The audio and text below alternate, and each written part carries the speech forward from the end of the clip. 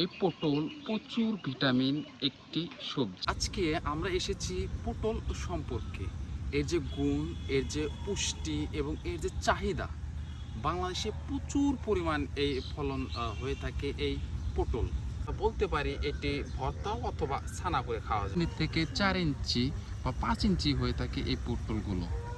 Vitamin সমৃদ্ধ এই পটল, এটি যেমন পুষ্টি, ঠিক অপর দিকে এই কৃষক যেটা চাষ করছেন এ থেকে প্রচুর পরিমাণ তারা প্রফিট, আমরা বলে থাকি তারা টাকা পেয়ে থাকেন। এই গাছের আরেকটি আমরা গুণ বলতে হয় যে এই গাছটি একবার লাগালে 2 থেকে 3 বছর এই গাছ আর লাগাতে হয় না। এই সেই পটলের গাছ। এই গাছটি একবার লাগালে 2 থেকে 3 বছর আর লাগাতে হয় না। পূর্বে 2 থেকে 3 বছর পূর্বে এটি লাগিয়েছিল, আজও সতেজ এবং আমরা দেখতে পাচ্ছি প্রত্যেকটা গাছেই ধরছে পটল।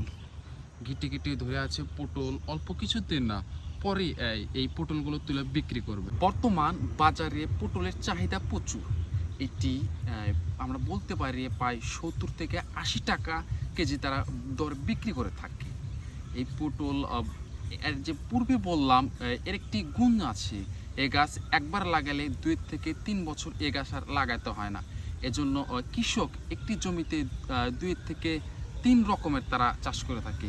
এই জমিতে পূর্বে ছিল, তারা লাগিয়েছিল যখন পটল, পরবর্তী তারা এখানে লাগিয়েছিল আমরা বেগুন দেখতে পেরেছিলাম। পরবর্তীতে তারা আবারও ওই সেই বেগুন তুলে ফেলে আবারও নতুন করে এই কুশি উঠে এই পটল গাছ ধীরে ধীরে ধীরে ধীরে পরিপূর্ণ হচ্ছে, জাংলায় পরিপূর্ণ হচ্ছে এই পটলগুলো।